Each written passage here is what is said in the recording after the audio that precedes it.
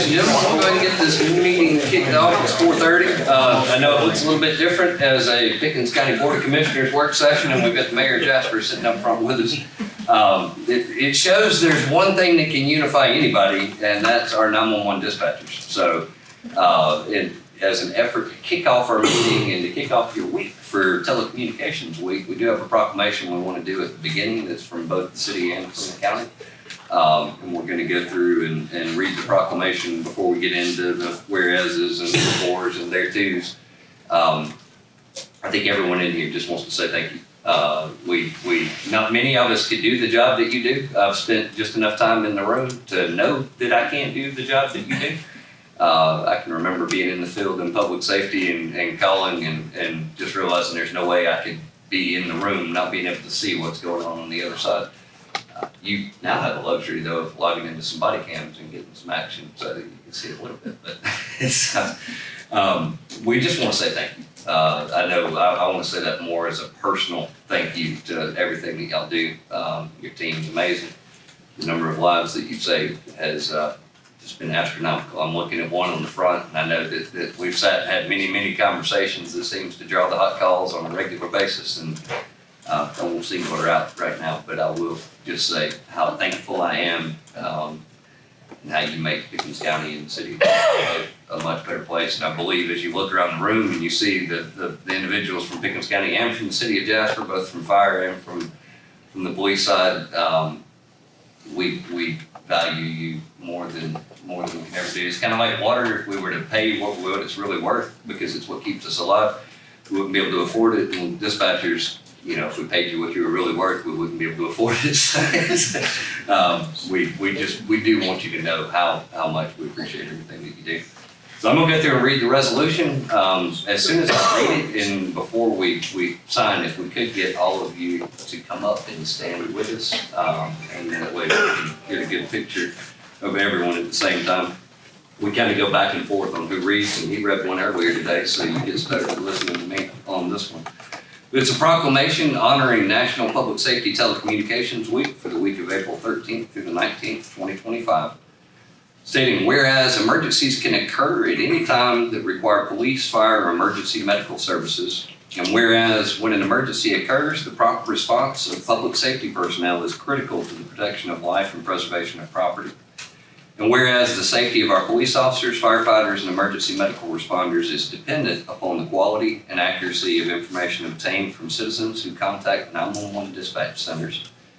And whereas public safety telecommunicators are the first and most critical contact our citizens have with emergency services and are the unsung heroes who tirelessly work behind the scenes to ensure help is dispatched efficiently and effectively.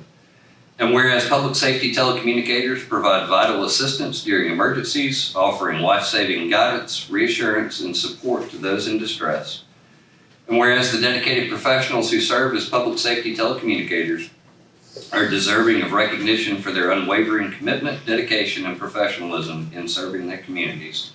And whereas National Public Safety Telecommunicators Week is observed annually during the second full week of April to honor these essential workers and recognize their contributions to public safety. Now therefore be it resolved that the City Council of Jasper and the Pickens County Board of Commissioners do hereby proclaim April 13th through 19th, 2025 as National Public Safety Telecommunicators Week in Pickens County. And we encourage all citizens to join in expressing their gratitude and appreciation for the dedication and service of our public safety telecommunicators. In witness thereof, on the 7th day of April, both myself as chairman and Mayor Kirk Craftfield with the City of Jasper. So first, I want to say thank you.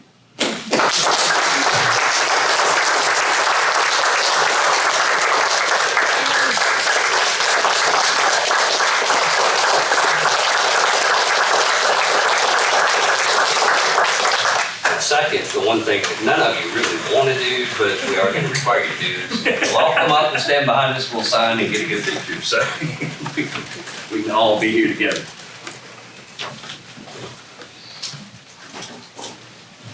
And you can always just be thankful that I'm in the picture because nobody's going to be the ugliest person in the picture as long as I'm sitting in the front. So you're good to go.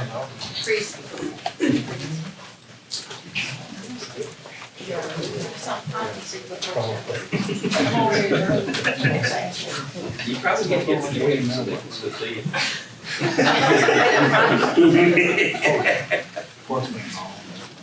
All right, so now here's the question before we start this. Do we start on the left and then just keep working our way over, or start on the right and work our way over?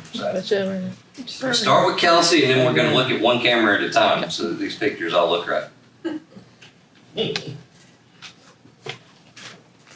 All right, next.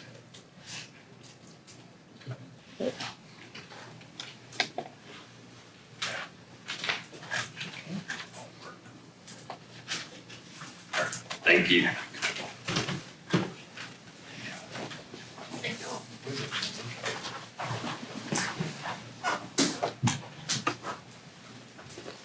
Thank you. Thank you for your comments. Thank you. Thank you. So you get free from this one. Use up. Thank you. I appreciate you. I know the city has a meeting, so we were trying to get that first so that they can get over and get set up for their meeting. How about you? And we'll get it. Just gonna let Lisa get a copy of it.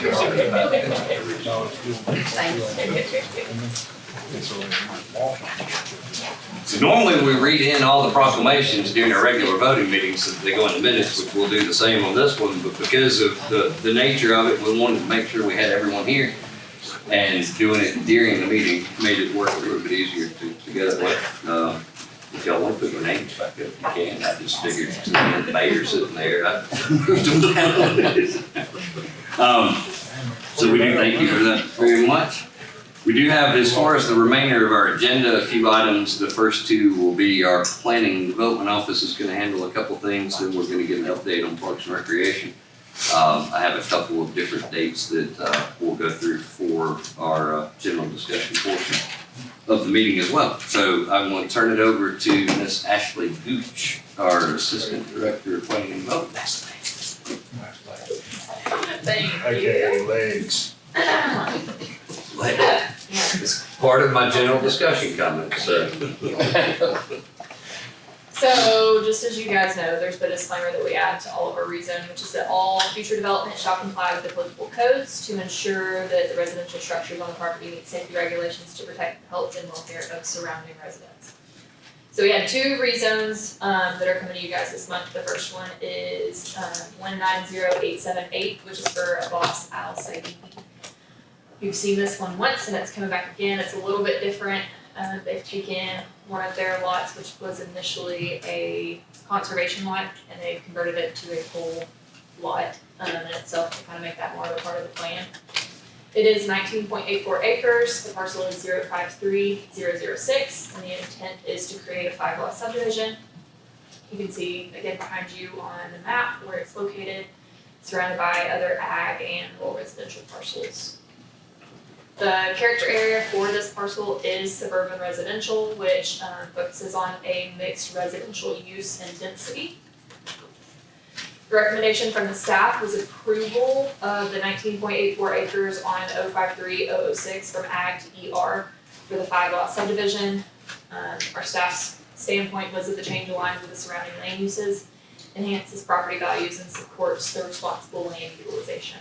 The Planning Commission voted 4 in favor, 0 opposed to recommend denial of the proposed zoning request of 053006.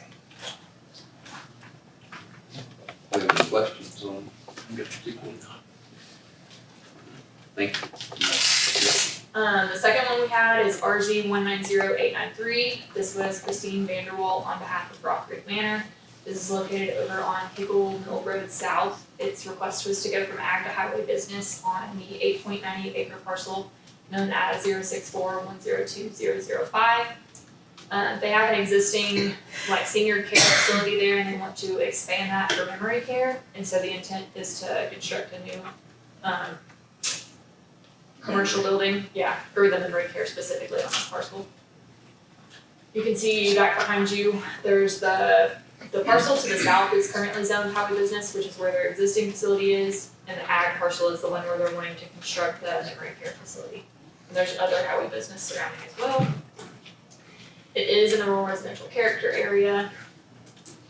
The The recommendation of the staff was to approve the rezone of the 8.98 acre parcel from ag to highway business. This adjustment enables the development of the senior living memory care facility positioned adjacent to the existing senior living campus. This would initiate and enhance the array of services provided to the community.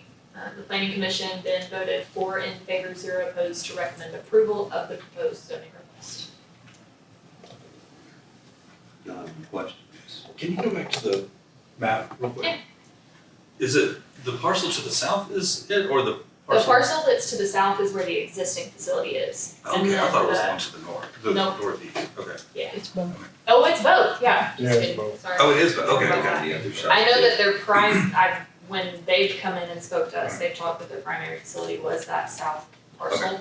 But they do own, and they also own that little rural residential corner right there as well. Okay. I don't know if they've got plans for that, but. Any other? That's all. My fear of the need for another memory care center is the way my memory is here lately. I'm hoping that we have plenty in the future, so my wife has somewhere to put me. All right, thank you. Next item on our agenda is also with our planning and development staff. Mr. Charles Reese is going to go through. This is dealing with the National Electric Code in terms of where we are and where the state has moved to, so that we make sure we're consistent. Good, should I say late afternoon or Morning. good morning? Commissioners, and happy birthday to you, Lisa, as well. Wait, time Happy birthday, Lisa. That was the top item on the general discussion. So, I'm just trying to get brownie points. Your agenda week out, everybody, I guess. We can skip that part. Look at her, she's blushing. Before you is, well, I want to discuss briefly about the adoption of the 2023 National Electrical Code. Acronym for it is NEC. Part of staff's responsibility is to keep our county updated with the various codes, whether it be building, fire, what have you. And it was brought to our attention by our illustrious building inspector, Matt Blackwell, for us to look into adopting the latest or current version or updates of the National Electrical Code.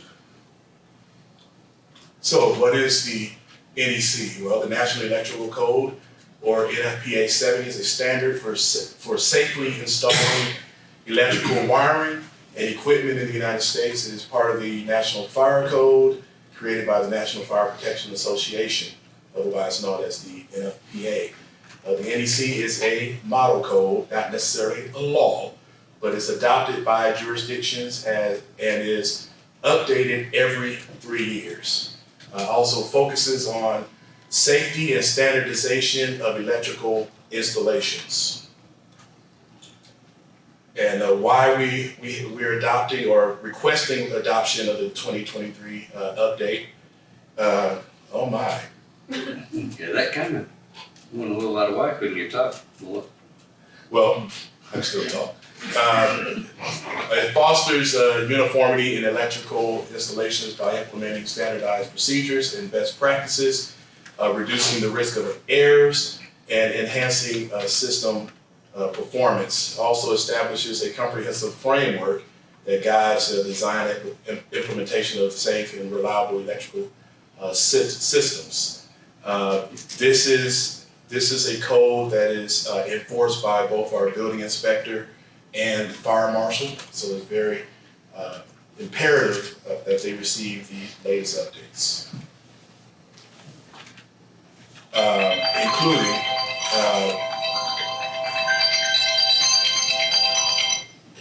my dad used to say that better be Jesus calling.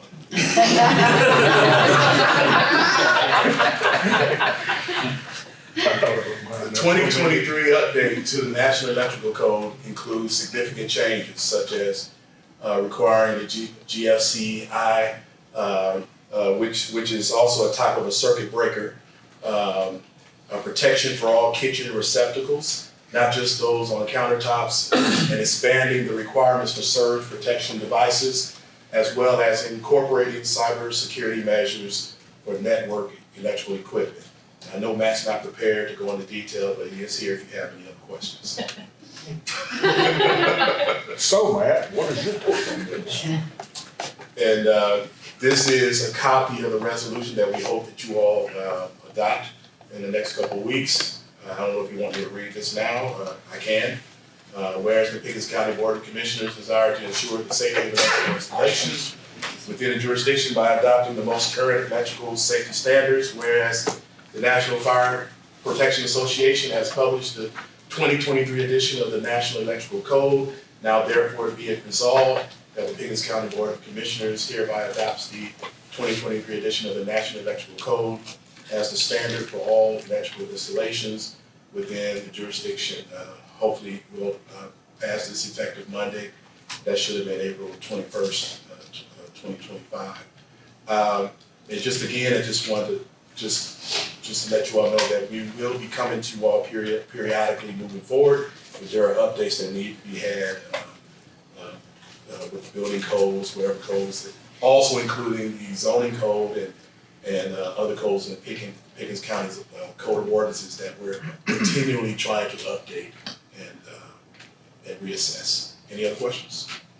I'll add just a tiny bit to it. The State Department of Community Affairs, the DCA, actually adopts what's there for the state. Yes. So whatever the state is enforcing, they adopt, and then it's up to each local jurisdiction as to adopt that current standard or to try to stay out of date. The state DCA has adopted this particular code. So this will get us in line and current with what the standard state practice is. So most of your developers, most of your builders that are working on their state licenses are already being held to that standard when they're doing anything that involves a state inspection, which is why if we don't do this, it creates kind of a unique situation between our building inspector and our fire marshal, because our fire marshal has to enforce state in addition to local. So this gets us to where we're consistent and together. And right now, I think on most of the categories, we're currently in line with what DCA has. They are looking at some on the fire side of things right now that we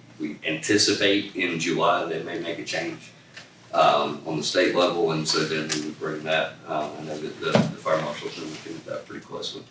But this is just a matter of trying to make sure everybody is working on the same sheet of music and that it's the safest standard that's there.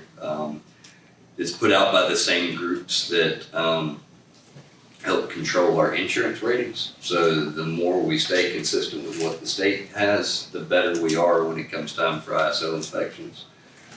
It helps us score better if all our standards are the same. So I will add those. Rather than just throwing this as a resolution on our agenda for our upcoming voting meeting, in talking with Charles and Bill and Matt and going back and forth in the different offices, we felt like it was good so that everybody understood what that topic was and why it would be periodically looked at. So that's all I had to add. It's good stuff. We'll approve this one, and next year they'll let the 2026 version out. What do I? Yeah, but state typically stays about a year or so behind on it too, so it won't trickle immediately. So I don't, did the 2020 ever get adopted, or has it been the 2018? Probably not. We're still on the 2017. 2017, so it's been operating off 2017, and so we're one cycle behind. We're just trying to make sure we're getting everything back in line. Kudos to you guys, because the state of Georgia just adopted this version on January 1st of this year. And the new one's coming out next year. Yeah, so we're trying to stay on top of it. All right, no other questions for Matt since he's here and we can throw him on the hot seat. I would ask all the technical ones you can. I'm good. I got a good answer for it, so it's okay. Yeah. Sorry about that, dude. Going back to the background slide, it kind of jumped up to another PowerPoint. Next item on the agenda was I'd asked Brian just kind of give us an update on Parks and Rec activities. I know baseball season's just kicked off. I think we've had a banner record-breaking year in terms of the number of kids that are participating. So give him a chance to give us an update on what's going on. Here. Mary would probably appreciate it if you walked up there so that she can turn her camera in that angle. That'll work. Philip probably appreciates it more because he would be your background if she turned it the other way. Exactly. Thanks, Brian. Alright, so, just kind of give a brief update of what we got going on. So we had opening day, for baseball, softball, and t-ball on March 22nd. At Dillon Field, had great weather in the morning, great weather, for the actual ceremony. Had the first pitch, and then we, left there and went to Roper and basically played an entire day of games at Roper. We got 607 kids playing baseball, t-ball, and softball. It is by far our biggest sport. I harken back to me and Chris had with one of the soccer people, and we were just giving them numbers, and she just basically said, "Y'all are still a baseball community." I said, "Absolutely." And you can tell by how our numbers reflected in that, with baseball being almost double anything else that we offer at the recreation department. But with that, we've got everything from 3-4 t-ball, and this year for the first time in probably 5 years, we're introducing 13 and 14-year-olds back, baseball and softball. Pretty robust for the boys, whereas the girls, we only have Gilbert County, so we just keep playing each other back and forth. So, but it's growing as well. So we have around 60 teams total with 607 players. Also, with our spring sports, while we don't run soccer, we facilitate it. They use the soccer complex, the old high school, as well as Roper for some stuff. They have around 143 players in soccer for UFA. That's spread apart between the under 4-year-olds all the way up to the 12-year-olds. Getting out of the spring stuff, we will start registering for football almost immediately. Football will start registering on May the 5th, and that will last basically the whole month of May. Price is $100. And then the big thing for football this year, we'll be hosting the Super Bowl at Pickens High School, and that is a 6 a.m. to 8 p.m. venture. It's an all-day affair, but hopefully we'll have several teams in it for Pickens. If not, we host everybody else, so it's a big deal. We haven't hosted. The last time we hosted Super Bowl, Hayden was, I think, 11, and Chris Parker was still the head coach for the football team, so it's been a while since we hosted it. Outside of sports, of course, we still have blood drives going on at the recreation department. The next one we'll have on May the 16th. They're typically between 9 and 2. We'll have another one in June as well. Community center updates, that's not related to other stuff. I'll be hosting elections again, May the 23rd through June the 16th, and then October the 10th and 31st as well. So it's probably one of our busiest times. One sport to the next sport, not just, the athletic stuff. We also have rentals going on Saturdays and Sundays. If you ever ride by there, you'll see them, using our facilities as well. So it's very busy this time of year for us. So, questions? Ms. Godfrey, do you have any questions? No, I would just like to publicly say that we are so thankful for the guys at the rec center because they help us out so much, and so do the guys at the road department because they move all of our equipment for elections. Nobody realizes how many other departments help us do our job for elections, so we appreciate y'all. So now that you can publicly thank, you can't complain whenever it comes time. No, we're honestly, when they're busy trying to check voters in, we're catching them as they're running through the door. So we're kind of their eyes and their ears to head off a lot of stuff, especially with the big elections, that when we get it to Stacy or need to get, law enforcement, whatever that has happened. So we're trying to help facilitate and make it a lot smoother than it was several years ago when it was Katie bar the doors and it was bad. But typically, your odd years are very light early voting periods and numbers of elections, but this particular year, there's 2 statewide or countywide because of state. And then the school had a special called election for the East Blos that just finished. So that put us in 3 elections even in the year when you typically only have 1. So, and you'll have municipals. Municipal will be in conjunction with that November statewide So it will election. be in conjunction with the November, okay. But there is a possibility of a June runoff, so. So, Fun times. very good. Brian, thank you. That's all I got. Happy birthday. Thank you, Brian. I'll take the babies. So I'll kick off some of our general discussion topics. First item I did have is today we are celebrating Lisa's 30th birthday. And we want to make sure, she originally was taken off and she was gonna have the deputy clerk fill in for her tonight, I think, just so we could not publicly embarrass her with celebrating her birthday, but we want to say thank you for what you do.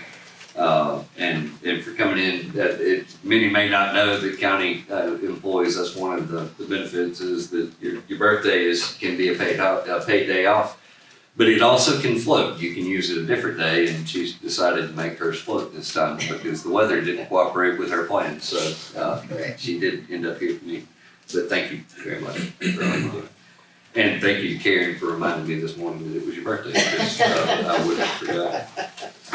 As Brian just finished up, one of the things I wanted to kind of update you guys on, it will be on the agenda when we have our meeting. We will present where the bids came in for the Talking Rock Fire Station. So we'll have that presented at our meeting in 2 weeks, so that if we do make an approval to go with the low bidder to get that process up and going. One of the things we were waiting on is the cost for that project before we move forward on trying to move into the pickleball project at Roper Park. Well, now that we'll have a ballpark and we'll know where we've got and what finances we have standing, that opens up the door for us to be able to start the process of getting the pricing in for beginning that pickleball process at Roper. Which will then open up the door for us to work on the master plan for the property now that we've acquired the additional property and how we can kind of phase that into place. So we should, over the next 2 months, see a lot of activity go on with getting some pricing in. I know that we had some initial pricing on pickleball courts that would fall below public bid thresholds, but we've also seen numbers that come above public bid thresholds. So we're trying to monitor that and make sure the governor is most likely going to be signing. I say that. The governor has a bill on his desk that was passed by both the House and the Senate that changes the public works bid threshold. If that changes, then that kind of changes the process and when you go into what process. So we'll see. I think that's, if he signs it, it won't take effect till July 1. I don't know if we'll be at a point where we're ready to pull the trigger before July 1, but we should be ready to roll into that process. And it really just changes the standard of how you go out to bid. Same people do that type of work throughout that usually will typically bid on those projects. So 2 big projects hopefully will be starting in the very near future. I know Kirk's already been working with trying to get the site plan prepped for the Talking Rock for in terms of the grading and site work to be done. And then when we meet in 2 weeks, if we decide on the contractor to go with, then we'll get that trigger pulled. We'll have construction going on in the fire station underway, which would be exciting. I think it'd be a really good thing. I know we've been working on the planning phase for this for what seems like forever, but we finally now are able to start moving on to the actual construction phase of it. Tomorrow morning, the chamber breakfast, it will be the state of the county. I've been asked to come and present kind of the state and the overall year end of 2024 and what we're in the middle of. So that'll be at 7 a.m. for the chamber breakfast. This coming Saturday is a planning retreat for the Board of Commissioners. So we'll be having a planning retreat at Rochester in Gainesville. Rochester's an engineer that we work with. They'll be facilitating a planning retreat from 11 to 3. That ad will be in the paper this Wednesday. It has the address for anyone that wants to see where that's at. But we will have that planning retreat is coming that is being facilitated by Rochester. Our regular meeting's coming up on the 21st between now and then, because on the 20th it's Easter Sunday. So we'll actually be observing Good Friday on the 18th. So all the county offices are closed on Good Friday. And we'll be observing that. And then on April the 29th is the first Foundation's Gel and Bell program, where one of our own has been prepped to be arrested. And then I think there's a long list of people that are volunteering to be the ones to take her into custody. We're all actually trying to raise additional funds. While she's raising funds for her bail, we're trying to raise funds for her to be tased during the arrest. So there's going to be a significant fundraising event that's going on as this I can plays arrange out. that tonight. Donations can go really, really fast on that one. But it is pretty amazing. I think her first question she asked him was what was the record on the amount that's been raised, and her goal has been to shatter that record. I feel pretty confident that she is going to be very successful in doing that, but we'll wait till it gets finished, because anybody that has not donated to the cause, this is to put books in the hands of all kids. First Foundation, they want to make sure all kids get books, and they work on literacy countywide. It's a great program. It's not an organization with overhead, so there's not expense overhead. It's all the money raised goes to the program of getting books to kids. So something that has gone well. I think Ashley's kind of taken it to a new level with her social media post where she took over the county and changed the road signs. We'll let everyone know she is also a master at Photoshop, and she really did not have the road department print up new signs for Lakes County. This was all Photoshop. I saw a comment that was immediately posted about wasting taxpayer funds with this, and there have been no taxpayer funds wasted. I think she even took a picture during her lunch break. So you just read a comment every day that keeps you on guard. There are some, I think, that legitimately think that she's being arrested, which is an embarrassment to her family. That's where I think the taser video is going to really make that even better. So anybody that's not participated, I would like to strongly encourage. I know that there's links to where there's donations online straight to the First Foundation. There's an envelope now at the front. There was a jar that shattered recently, so we're doing the best we can to help participate in that program.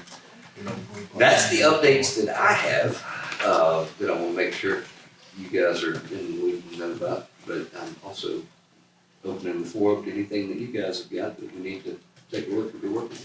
Well, so you were acting in true politician fashion there at one point. You bald-faced lied. There is no way Lisa turned 30. She's not a day over 25. Yeah. That's right.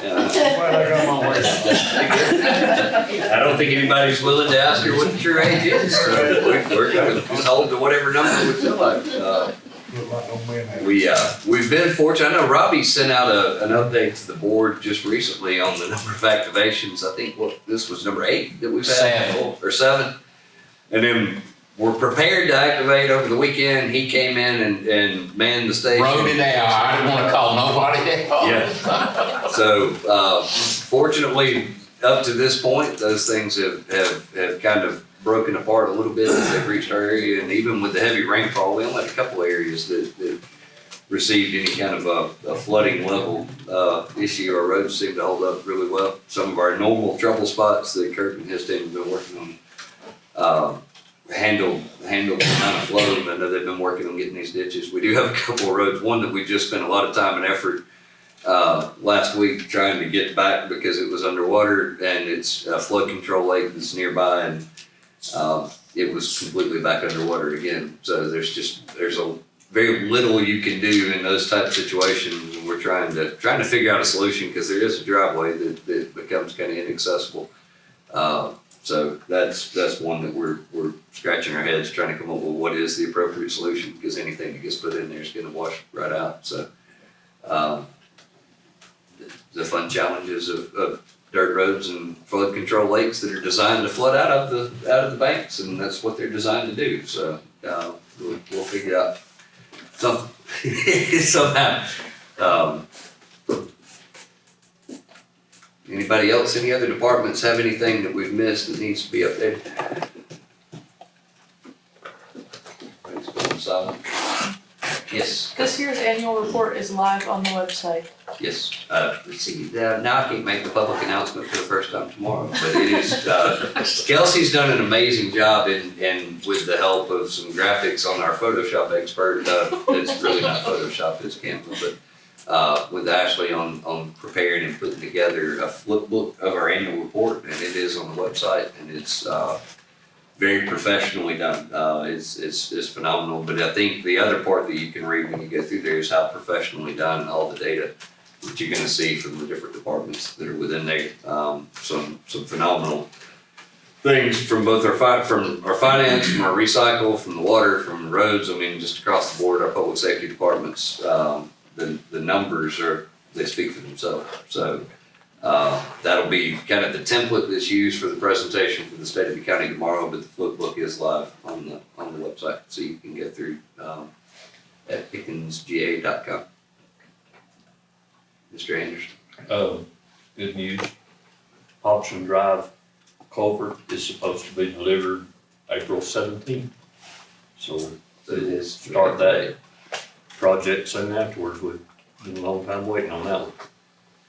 That's one we received emergency element money from the state because it's the only way in and out to the subdivision. So, we'll be able to get the reimbursement on getting the funds coming back as we spend on that project, so. It'll be very helpful. That's the first place I think Kirk drives every time it rains to go look and see how it holds up and It's still there. checks it, so, yeah. Very much needed. Everyone else good? We'll go ahead and adjourn the work session and thank everybody for being here with us. Keep plugging along.